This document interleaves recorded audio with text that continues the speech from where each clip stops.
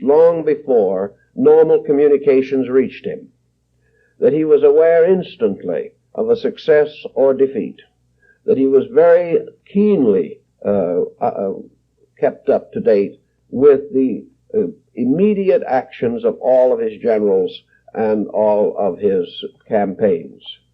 As it was known, many historians have noted it, that he has this knowledge. It may be that our little book here is one of the keys to it, because one of the problems that was constantly in the mind of those involved in these psychic researches in the White House, one of the problems was the immediate condition of the armies in the field.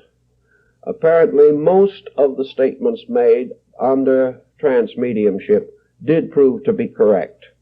And on one occasion, when the White House was in a terrible uproar due to extremely bad news, the medium reported that the news was false, which proved to be correct, and the situation was not as serious as had been feared. Therefore, one area dealt definitely with this type of material. A second area had to do with suggestions, recommendations, and advice. And according to the account given here, on at least 2 occasions, the exact advice of the medium was followed out, and in both instances, very highly successfully. One of these fragments of advice at a time when the Union Army was almost in rebellion perhaps had a major effect upon the solution of the war.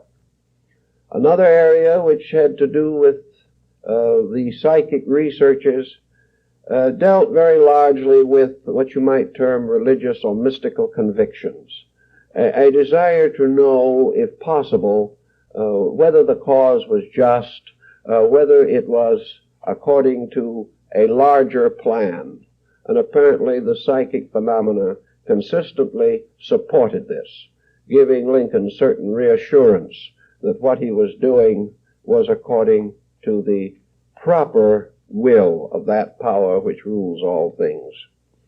Another area which the author does not go into in any detail, but which apparently played an important part in these trance sessions, was private, personal matters.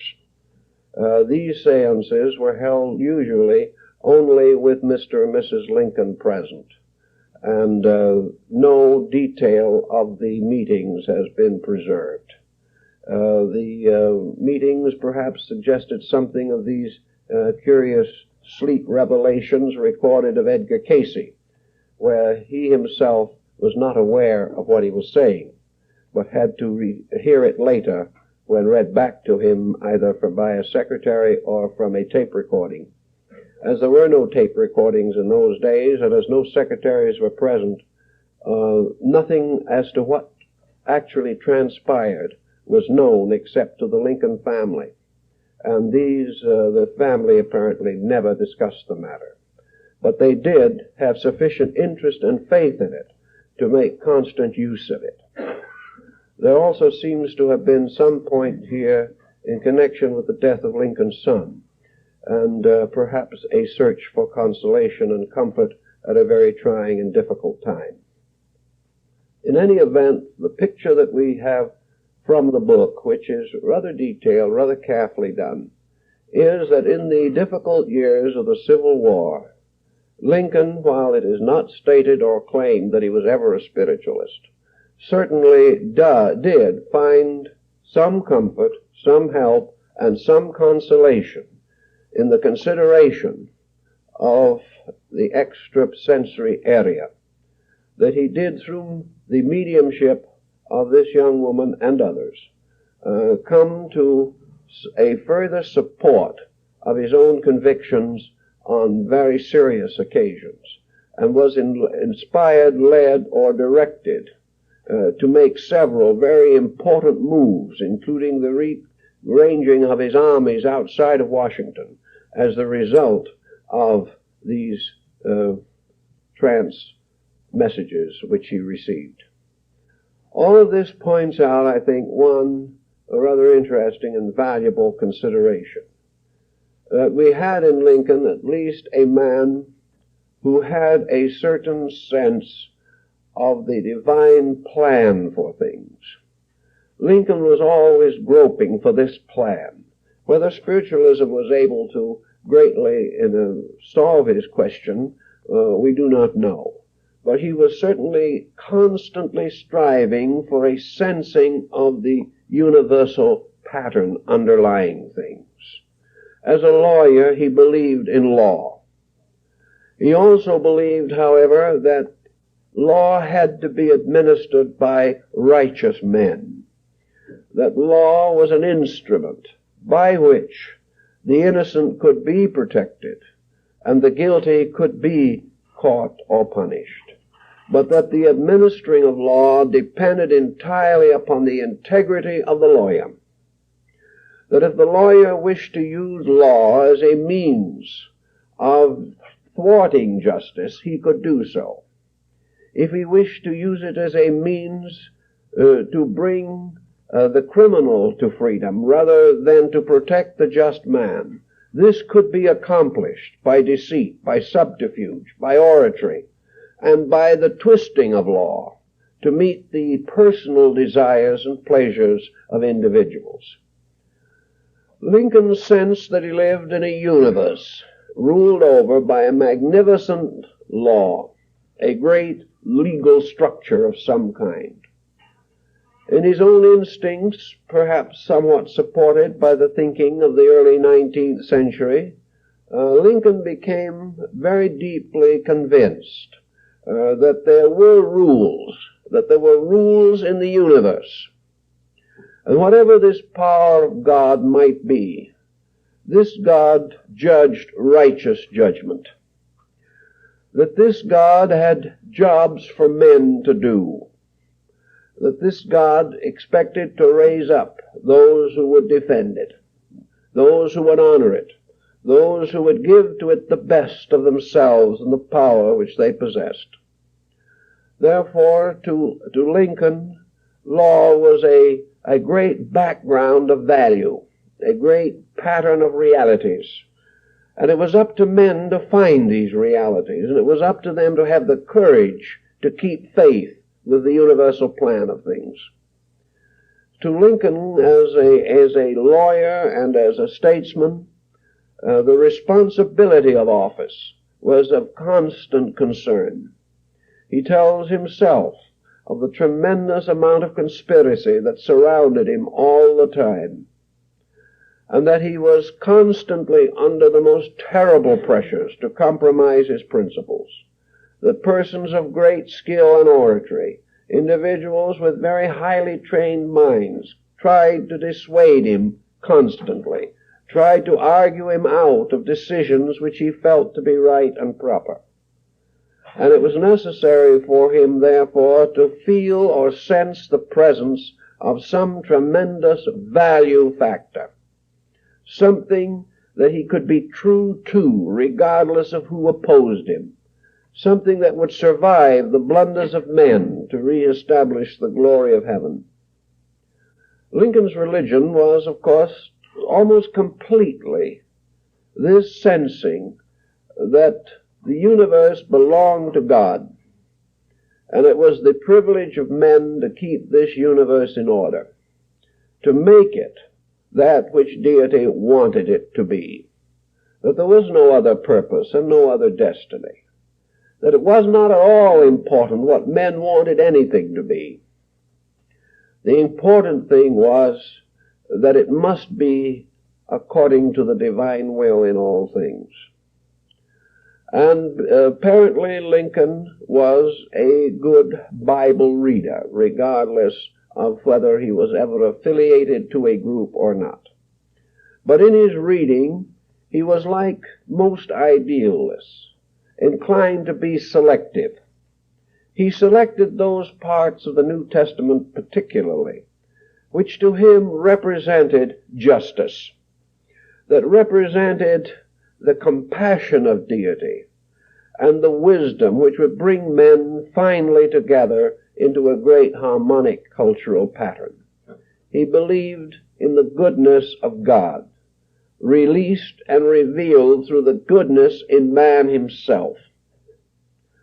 I think it might be very practical and very wonderful if something of Lincoln's extremely simple and yet tremendously dynamic philosophy could really find its way into our thinking today, particularly on the levels of leadership.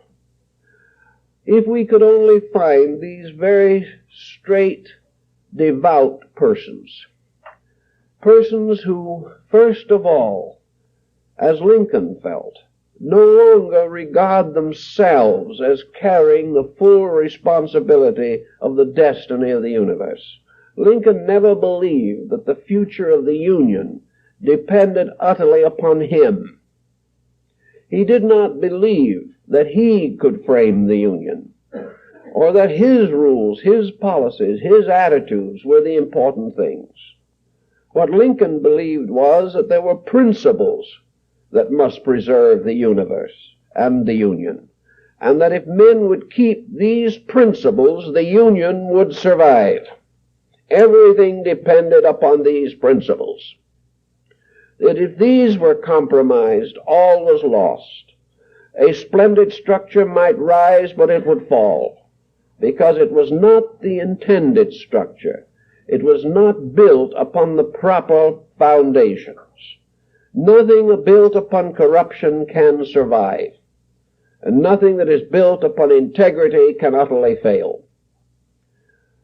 Thus, the whole structure of Lincoln's way of life was his vision of that which God wanted for America.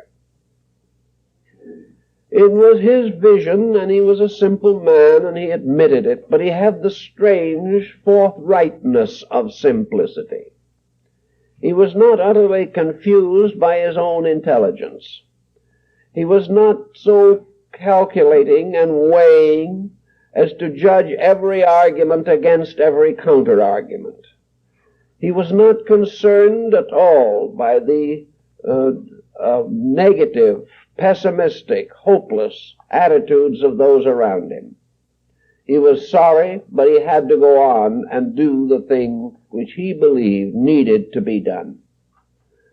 Lincoln's concept of the future of his nation was a concept based almost completely upon the new commandments of Christ. He admitted this. He declared that from a standpoint of law, from the standpoint of every principle, these commandments were correct, and that the only hope that we have for the survival of the nation, or for the survival of human civilization, is the deep, abiding respect for the great truths of the fatherhood of God and the brotherhood of man. No matter how these be intellectualized or refuted by the mind, regardless of how men evade them and avoid them for the advancement of their own particular causes, these simple truths must live. And if these die, all is lost. To defend these truths, the individual must do that which makes possible the continuance of an increasing and more complete justice, that all things by which deity might bless mankind must be brought to mankind by their leaders in the name of God, that everything that is necessary to give all men their greatest opportunity must be bestowed, and any effort to selfishly withhold that which is needed will ultimately result in weakness and destruction. You cannot win by breaking the rules. You cannot win by ignoring principles.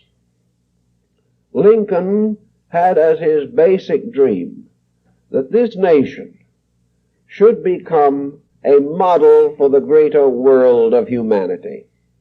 That here in a new world, created by the labors of those who had sought the right of worship, the right of life, the right of freedom, and the right of honor, that in this new world, if these principles endured, we would produce the greatest civilization of all time. It would not be great in terms of conquest, but great in terms of integrity. It would be a shining light to other men. It would be a proof that somewhere in society there was a structure dedicated to eternal truth. Just as men gain great confidence from the occasional appearance of an honorable person in power and authority, and just as men honor this honorable person, honoring him as we now honor Lincoln, as a great example of the kind of human being that nature can produce, so we must also produce a society worthy of the honor of all good men, a society that proves to despots, tyrants, and all destructive leaders that there can be and will be and must be the indestructible state of integrity, that a nation can arise which by its very honor establishes honor in the place of leadership among all men. This was Lincoln's concept for the Union. It was his conviction that we must build upon the great patterns upon which nature is established and which have been revealed to us through the great teachings of